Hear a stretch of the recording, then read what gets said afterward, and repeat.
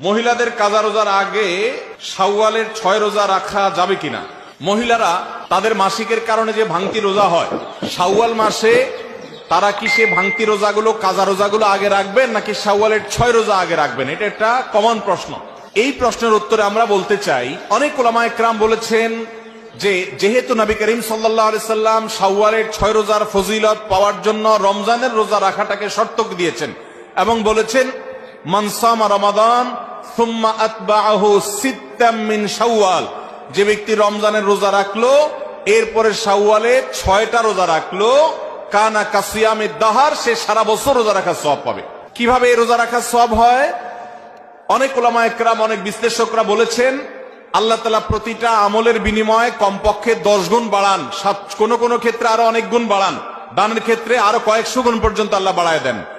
10 গুণ করে যে বাড়াবেন, এই জন্য রমজানের 30 দিনে 30টা রোজা আর শাওয়ালের 6টা রোজা, মোট 36কে 10 গুণ দিলে 360, সারা বছর রোজা রাখার সওয়াব হয়। তো এই জন্য শাওয়ালের 6 রোজা রাখতে হবে। এখন কথা হলো, নবী সাল্লাল্লাহু আলাইহি সাল্লাম কিন্তু বলেছেন যে রমজান রোজা রাখলো এরপরে শাওয়ালের 6 রোজা রাখলো, তার জন্য সারা বছরের সওয়াব। তাহলে এখানে রমজান রোজা রাখার পরে 6 রোজা রাখার কথা বলা হয়েছে। এই জন্য অনেক উলামায়ে কেরাম বলেছেন মহিলারা তাদের ভাঙতি রোজাগুলো আগে রাখবে, তাহলে রমজান রোজা রাখা হয়ে গেল, এরপরে শাওয়ালের 6 রোজা রাখবে। এটা একটা মত। তবে আরেকটা মত হলো শাওয়ালের 6 রোজা যে ভাঙতি পড়েছে এর মানে এই না যে তিনি রমজান রোজা রাখেন না, তিনি রমজান রোজা রাখছেন। এগুলো তো আল্লাহ নির্দেশে, কারণ তিনি রাখতে পারেন না যেহেতু তিনি অসুস্থ মাসিক। তো এই জন্য তিনি এগুলো পরে রাখলেও শাওয়ালের 6 রোজার সওয়াব তিনি পাবেন।